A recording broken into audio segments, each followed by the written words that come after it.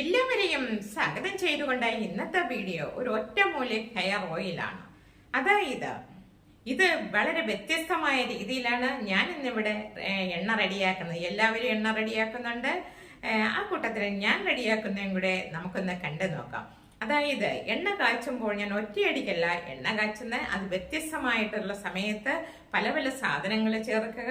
അത് ഘട്ടം ഘട്ടമായിട്ടാണ് ഞാൻ എണ്ണ ഇവിടെ റെഡിയാക്കുന്നത്. ഒറ്റയടിക്കല്ല മരുന്നും കൂടിയിട്ട് ഞാൻ ഒറ്റയടിക്ക് എണ്ണ കാച്ചാറില്ല. അതായത് ഞാനിവിടെ റെഡിയാക്കണം എന്ന് പറയുന്നത് പണ്ടുള്ള സിദ്ധവൈദ്യന്മാരും പഴയ കാലത്തെ വൈദ്യന്മാരൊക്കെ എണ്ണ എങ്ങനെയാണോ കാച്ചുന്നത് അതേ മെത്തേഡിലാണ് ഞാൻ ഇന്നിവിടെ റെഡിയാക്കുന്നത്.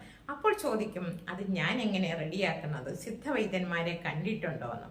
അതായത് എൻ്റെ അപ്പൂപ്പൻ വീട്ടിൽ എണ്ണ റെഡിയാക്കുമ്പോൾ, കുഞ്ഞുള്ള വൈദ്യര് എണ്ണ റെഡിയാക്കുമ്പോൾ എങ്ങനെയാണ് കാച്ചുന്നുള്ളത് ഞാൻ കണ്ടിട്ടുണ്ട്. ഞങ്ങൾക്കൊക്കെ അന്ന് ചെറുപ്പകാലത്ത് ആ എണ്ണയായിരുന്നു തരാറുള്ളത്.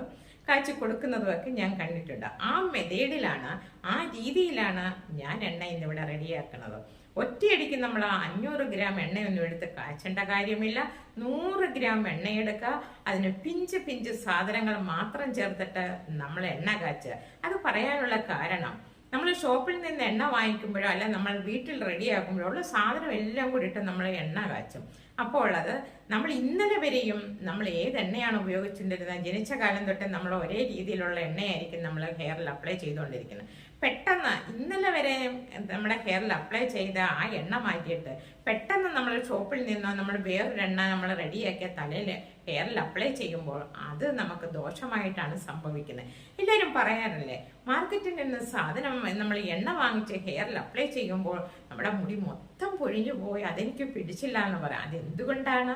അതിന്റെ കാരണം ഇതാണ്. നമ്മൾ ഇന്നലെ വരെയും തലയിൽ ഹെയറിൽ അപ്ലൈ ചെയ്ത എണ്ണ മാറ്റിയിട്ട് പെട്ടെന്ന് പുതിയൊരു എണ്ണ, അതായത് ഉള്ള മരുന്നെല്ലാം കൂടി ഇട്ട് കാച്ചി നമ്മളെ തലയിലേക്ക് ഹെയറിലേക്ക് അപ്ലൈ ചെയ്യുമ്പോൾ അത് നമ്മുടെ ഹെയറിലെ മുടി മൊത്തം പൊഴിഞ്ഞു പോകത്തതേ ഉള്ളൂ. നമുക്കതിന് പ്രയോജനപ്പെടില്ല. അതുകൊണ്ട് നമ്മൾ ആദ്യമായിട്ട് നമ്മൾ ഒരു എണ്ണ തേച്ചത് മാറ്റിക്കളഞ്ഞിട്ട് മറ്റൊരെണ്ണയിലേക്ക് നമ്മൾ കയറുമ്പോൾ അത് വളരെയധികം ശ്രദ്ധിക്കണം. 100 ഗ്രാം എണ്ണ എടുക്കുക, അതിലേക്ക് കുറച്ച് പിഞ്ച് പിഞ്ച് സാധനങ്ങൾ എടുത്ത് നമ്മൾ എണ്ണ കാച്ചുക. ആ എണ്ണ നമ്മൾ ഹെയറിൽ അപ്ലൈ ചെയ്തിട്ട് നമുക്ക് നോക്കണം അത് നമ്മുടെ ഹെയറിന് സൂട്ടബിൾ ആണോ. അപ്ലൈ ചെയ്യുമ്പോൾ അത് മുടിയില്ല, നമുക്ക് മുടി പൊഴിഞ്ഞു പോകുന്നുണ്ടോ, അത് നമുക്ക് തലനീരിറങ്ങുന്നുണ്ടോ, ഇതെല്ലാം നോക്കി ഒരു മാസം നിങ്ങൾ ഈ ലെവലിൽ എണ്ണ തേക്കുക. 1, 2, 3 എന്ന ഒരു മാസത്തിൽ നമ്മൾ ഈ രീതിയിൽ ലെവലിൽ കൊണ്ടുപോകുക. 2ാം മാസത്തിൽ അതിൽ കുറച്ചും കൂടെ കൂട്ടി സാധനം എടുക്കുക.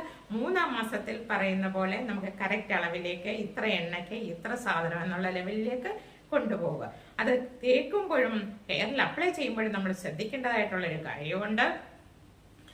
ഓരോ ഹെയറിലും നമ്മളൊരു കോമ്പ് വെച്ചിട്ട് നമ്മൾ ഓരോ ലെയർ എടുക്കുമ്പോഴും അത് നല്ലതുപോലെ ഡാൻഡ്രഫിനെ നമ്മൾ ചെറുതായിട്ട് ട്രിം ചെയ്ത് കളയുക. എന്നിട്ട് നല്ലതുപോലെ ഒന്ന് മസാജ് ചെയ്തതിന് ശേഷം വേണം ഈ എണ്ണ നമ്മുടെ തലയിൽ. അത് ബാക്കി കാര്യങ്ങളൊക്കെ ഞാൻ പിന്നീട് പറയാം. ഘട്ടം ഘട്ടമായിട്ടാണ് ഞാൻ എണ്ണ റെഡിയാക്കുന്നത്. ഒറ്റയടിക്കല്ല എണ്ണ റെഡിയാക്കുന്നത്. ഇന്ന് പകുതിയാക്കി ഇട്ടിട്ട് എത്ര മണിക്കൂർ കഴിഞ്ഞിട്ടാണ് ബാക്കി സാധനങ്ങൾ ചേർക്കുന്നത്. പിന്നെ അതിനിടയ്ക്ക് എന്തെല്ലാം സാധനങ്ങൾ നമ്മൾ ചേർക്കുന്നുണ്ടോ, അതിൽ വിലപ്പെട്ട ഒരു മരുന്ന് ലാസ്റ്റ് ഞാൻ ഇടയ്ക്ക് ഭാഗത്ത് ചേർക്കുന്നുണ്ട്. ഇന്നത്തെ കാലത്ത് അതൊക്കെ ചേർക്കുന്നുണ്ടോ എന്ന് എനിക്കറിയില്ല. പണ്ടുള്ള വൈദ്യന്മാർ എണ്ണ റെഡിയാക്കുമ്പോൾ ഇത് മസ്റ്റായിട്ടും ചേർത്തിരിക്കുന്നതായിരിക്കും. അപ്പം നമുക്ക് വീഡിയോയിലേക്ക് കിടക്കാം. അതിന് എന്തൊക്കെ സാധനം, എങ്ങനെയൊക്കെയാണ്, എപ്പോഴൊക്കെ എന്തൊക്കെ സാധനം ചേർക്കുന്നു എന്നുള്ളത് നമുക്ക് ലാസ്റ്റ് വരെയും വീഡിയോ സ്കിപ്പ് ചെയ്യാതെ കാണണം. എന്നാൽ മാത്രമേ ഇത് നമുക്കറിയാൻ പറ്റുള്ളൂ എങ്ങനെയാണെന്നുള്ളത്. അതുപോലെ തന്നെ എന്നെ ഇതുവരെ സപ്പോർട്ട് ചെയ്ത എല്ലാവർക്കും ഞാൻ നന്ദി രേഖപ്പെടുത്തുന്നു. ലൈക്ക് ചെയ്യുന്നവർക്കും ലൈക്ക് ചെയ്യാതെ കമന്റ് ഇട്ട് പോകുന്നവർക്കും വീഡിയോ കാണാതെ കമന്റ് ഇട്ട് പോകുന്നവർക്കും എല്ലാവർക്കും ഞാൻ ഒത്തിരി നന്ദി രേഖപ്പെടുത്തിക്കൊണ്ട് പുതിയൊരു വീഡിയോയിലേക്ക് കിടക്കുന്നു. അപ്പോൾ അതിന് വേണ്ട ഇൻഗ്രീഡിയൻസ് എന്തൊക്കെയാണെന്ന് നമുക്ക് നോക്കാം. ഇത് കൊഴുപ്പ. ഇത് വയലുകളിലൊക്കെയാണ് കാണുന്നത്. ഇത് സാധാരണ ഇതിൻ്റെ നിറമെന്ന് പറയുന്നത് വയലറ്റ് നിറമാണ്. പക്ഷേ ഇതിന് വയലറ്റ് അത്ര അങ്ങോട്ടില്ല, വൈറ്റായിട്ടാണ് ഇരിക്കുന്നത്.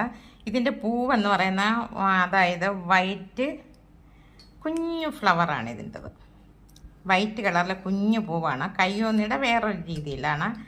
ഇത് കണ്ടോ, ഈ കൊഴുപ്പെന്ന് പറയുന്നത് എല്ലാവർക്കും ഇപ്പോഴത്തെ ചെറിയ തലമുറയ്ക്കൊന്നും അറിയില്ല. നമ്മുടെ പഴയ ആൾക്കാർക്കൊക്കെ അറിയാൻ പറ്റും ഇത് കൊഴുപ്പ് എന്താണെന്ന്. ഇത് സാധാരണ കാണാറുള്ളത് വയലുകളിലാണ്. അപ്പോൾ ഇത് നമ്മൾ എന്താ ചെയ്യുക, ഇത് എണ്ണ കാച്ചാൻ എടുക്കുക. എല്ലാവർക്കും അതിനെക്കുറിച്ച് അറിയില്ല. കുറച്ച് പേർക്ക് നല്ല പഴയ വൈദ്യന്മാർക്കൊക്കെ അറിയാൻ പറ്റും ഇത്. പിന്നെ അതായത് ഇത് നമ്മൾ പകൽ ഇതിൻ്റെ മണ്ട, അതായത് പിഞ്ചായിട്ട് ഇതുപോലെ വരുന്ന ആ ഭാഗം എടുത്ത് നമ്മൾ തോരൻ വെച്ച് 40 ദിവസം ഈ തോരൻ, കൊഴുപ്പത്തോരൻ കഴിച്ചു കഴിഞ്ഞാൽ പകൽ നക്ഷത്രം കാണാമെന്നാണ് പണ്ടുള്ളവർ പറയാറുള്ളത്. അപ്പോൾ ഇത് ഇത്രയും ഞാൻ എടുക്കുന്നുണ്ട്. 2 തണ്ടാണ്. പിന്നെ ഇത് ഇത്രയും മൈലാഞ്ചി. ഇത് എൻ്റെ കയ്യോന്നി ഇവിടെ എങ്ങും കിട്ടാനില്ല. പറഞ്ഞ് ഇത് ഇത്രയും ഒരു സാധനമാണ് കൊണ്ട് തന്ന. ഇത് കയ്യോന്നിയാണ്. ഉള്ളവർ ഇതുപോലെ 2 ചുവടെടുക്കുക. നെല്ലിക്കയുടെ ഞാൻ ആഫേ എടുക്കുന്നുള്ളൂ. പിന്നെ ഇത് ആര്യവേപ്പിൻ്റെ ഇല, ഇത് കറിവേപ്പിലയാണ്. ഇതെന്താ പറയുക, കുടങ്ങലെന്ന് പറയും. ചെറിയ ഉള്ളി 2 എണ്ണം. പിന്നെ ഇത് ഒരു വേരൻ പെരുങ്ങളെന്നൊക്കെ പറയും. എന്താണ്ട് ഇതിൻ്റെ മണ്ട ഇലയാണ് ഞാൻ എടുത്തിരിക്കുന്നത് കേട്ടോ. ഇതാണ് അതിൻ്റെ ഫ്ലവർ, പൂവ്. ഇതിൻ്റെ ഒരു വേരൻ പരിങ്ങളോ അങ്ങനെ എന്തൊക്കെയോ പറയുന്ന പേരുകളാണ്. നിങ്ങളോട് തെറ്റുണ്ടെങ്കിൽ ക്ഷമിക്കുക. പിന്നെ അതിൻ്റെ മണ്ട ഇലയാണ് ഞാൻ എടുത്തിരിക്കുന്നത്. ഒരു വേരൻ. ഇതിൻ്റെ വേരെന്ന് പറയുന്നത് ഒറ്റ ഇതിലായിട്ട് അങ്ങ് പോകുന്നതാണ്. ഇത് വേരയിലാണ് ഇതിൻ്റെ വിത്ത് കിളിച്ച് വരുന്നത്. ഇത് തേക്കിൻ്റെ മണ്ട ഇലയാണ്. ഇത്രയും മണ്ട ഇല കിട്ടി. ഞാൻ ഇത് എടുക്കുന്നില്ല. ഇത് ഞാനങ്ങ് മാറ്റിക്കളയുവാണ്. ഇത്രയും ഞാൻ എടുക്കുന്നുള്ള എണ്ണ കാച്ചാനായിട്ട്. പിന്നെ ഇത് അറിയാമല്ലോ, കറ്റാർ വാഴ. ഇത് അലോവേരയുടെ അകത്തെ ഇരിക്കുന്ന ആ കാമ്പ് മാത്രമേ ഞാൻ എടുക്കുന്നുള്ളൂ. പിന്നെ ഇത് ഒരു പിഞ്ചുലുവ. പിന്നെ 2 കീഴാനെല്ലി എടുത്തിട്ടുണ്ട്, 2 ചുവട്. ഇത് ലാസ്റ്റ് എണ്ണയിൽ ചേർക്കാനുള്ളതാണ്. ഞാനിപ്പോൾ കാണിച്ചെന്നുള്ളതേ ഉള്ളൂ. ഉലുവ അതിന് കുതിർത്തിട്ട് നല്ലതുപോലെ ചതച്ചതിന് ശേഷം ഇതിനകത്ത് ഈ ബാക്കിയുള്ള സാധനങ്ങൾ ഇത്രയും കൂടെ ഞാൻ ഇടിച്ചു ഒരു വെള്ള തുണിക്ക്, അതുപോലെ തന്നെ നാരങ്ങയുടെ ഹാഫാണ് എടുക്കുന്നത്, നെല്ലിക്കയുടെയും പകുതിയാണ് എടുക്കുന്നത്. ഇത് ഞാൻ 1 ഗ്ലാസ് എണ്ണ ഒഴിച്ചു, വെളിച്ചെണ്ണ.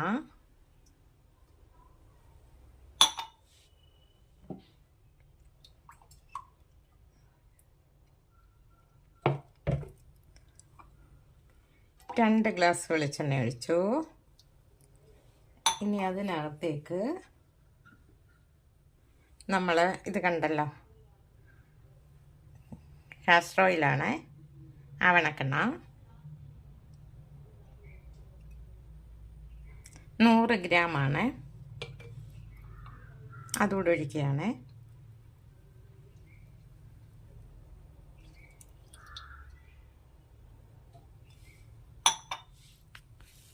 ഇനി ഇതിലേക്ക് നമ്മളെല്ലാം കൂടെ അരച്ച് വെച്ചിരിക്കുന്ന ജ്യൂസ് ഇടിച്ച് ചതച്ച് ഒരു വൈറ്റ് തുണിക്കകത്ത്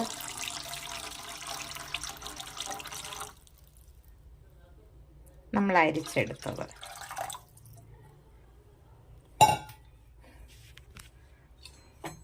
ഇനി ഇത് നന്നായിട്ട് മിക്സ് ചെയ്ത് യോജിപ്പിക്കണം.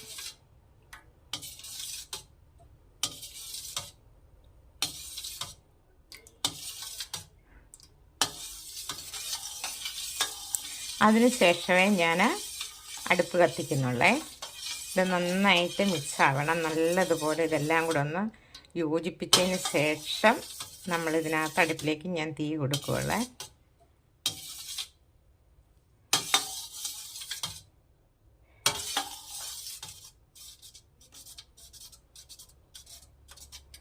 എന്നിട്ട് തിരിച്ച് വരാം.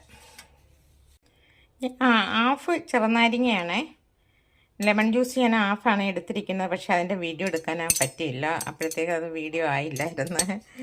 ഓക്കെ, ഇത് നീലയമരി ഞാൻ വെള്ളം ഒഴിച്ച് വെച്ചിരുന്നു. നല്ലതുപോലെ കുതിർത്തതിന് ശേഷം ഞാൻ അത് വേണ്ട അരിച്ച് ഇതിലേക്ക് അരിച്ച് ഇതും കൂടെ ഒഴിക്കുകയാണ്.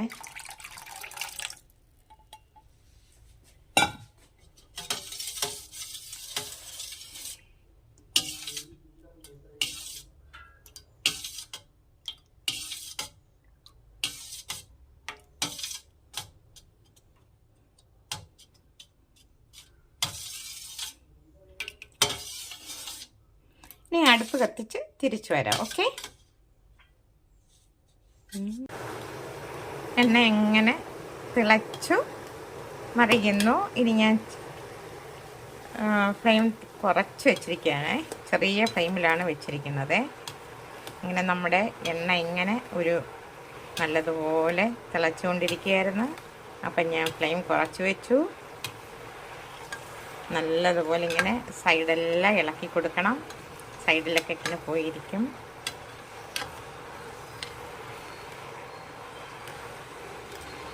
തിളച്ച് വരട്ടെ, തിരിച്ചു വരാം. അപ്പം നമ്മുടെ എണ്ണ ഇങ്ങനെ ഒരു പകുതി ഭാഗം റെഡി ആയിട്ടുണ്ട്. അപ്പം ഞാനിത് ഈ എണ്ണ എപ്പോഴും നമ്മളിങ്ങനെ ഇളക്കി കൊടുത്തുകൊണ്ടിരിക്കണം. ഈ രീതിയിൽ ഇങ്ങനെ ഇളക്കിക്കൊണ്ടേയിരിക്കണം നമ്മൾ. ഇനി ഞാൻ ഈ പരുവത്തിന് ഞാൻ ഓഫ് ചെയ്തിടുകയാണ്. ഇനി ഒരു 8 മണിക്കൂർ കഴിഞ്ഞതിന് ശേഷമേ, കുറഞ്ഞൊരു 6 മണിക്കൂറെങ്കിലും കഴിയണം. അതിന് ശേഷമേ ഞാനിനി എണ്ണ വീണ്ടും തിളപ്പിക്കുകയുള്ളൂ.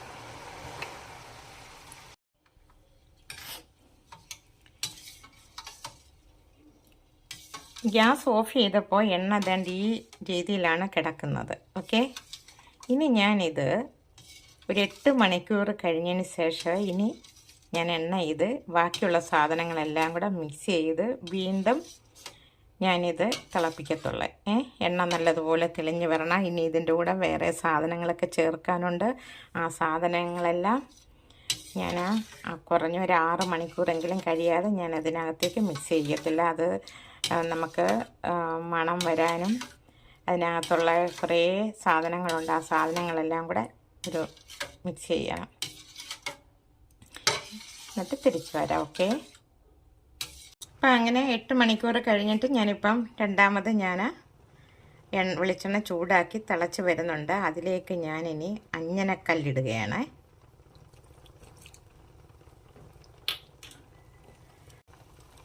ഇനി ഇതിലേക്ക് ഞാൻ ചെമ്പരത്തിപ്പൂ ഇടുകയാണ്. ഇതൊന്നും മൂക്കട്ടിരി കിടന്ന് ഞാൻ ഇതിനകത്തേക്ക് അരയ്ക്കാറില്ല. ഇതിങ്ങനെ ഇതിൽ കിടന്ന് മൂക്കുന്ന സമയമാകുമ്പോഴത്തേക്ക് നമുക്കിത് ഓഫ് ചെയ്യാം. ഒരുപാട് മൂത്ത് പോകാൻ പാടില്ല.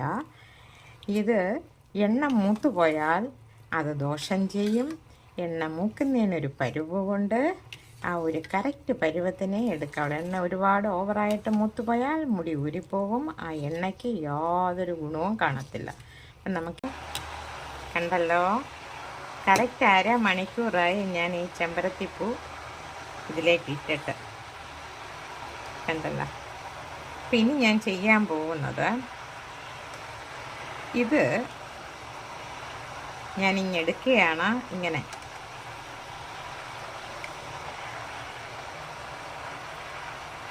ഇത് കംപ്ലീറ്റ് ഞാനിങ്ങനെ കോരിയെടുക്കുകയാണേ.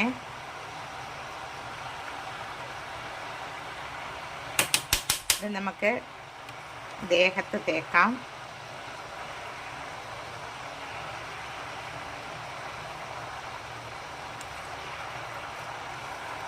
ഇത് തലയിൽ തേക്കാം.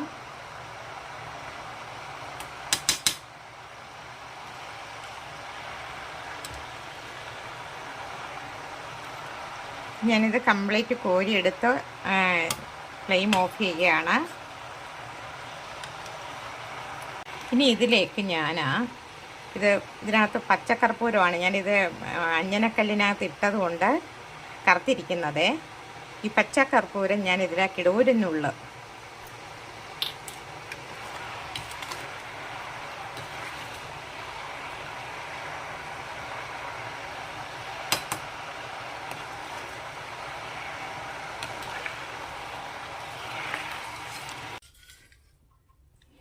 നമ്മുടെ എണ്ണ നല്ലതുപോലെ റെഡി ആയിട്ടുണ്ട്.